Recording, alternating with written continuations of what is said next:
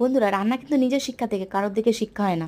আমাদের বাড়িতে দুদিন আমিষ হয়, বাদ বাকি দিন নিরামিষ হয়। আমিষ তো আমার ভীষণ ভালো লাগে।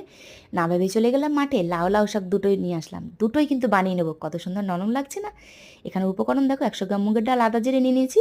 তো প্রথমে ডালটাকে ভালো করে ভেজে জল ঢেলে ঢাকা লাগিয়ে দেবো। আর পাতাগুলো দেখলে না কত সুন্দর সুন্দর, দুটোই কিন্তু বানাবো। কীভাবে বানাচ্ছি দেখে নাও। চলো, ডালটা ঢাকা লাগিয়ে দিলাম। আর এখানে লাউটা দেখো কেটে নেব। তো ওখানে ডাল ফুটতে ফুটতে লাউটা কাটা হয়ে যাবে। তো ডাল যখন ফেটে আসবে লাউটা তখন দিয়ে দেবে। তো এইভাবে কেটে নিলাম। চলো, ওদিকে ডাল ফুটে গেছে, লাউটা দিয়ে আদা জিরেটা বেটে নিলাম। তারপর পরিমাণ মতো লবণ, আদা জিরে দিলে, সামান্য পরিমাণ হলুদ দিয়ে নামিয়ে নেবে। তেজপাতা শুকনো লঙ্কা জিরে দিয়ে ফোড়ন দিয়ে দেবে।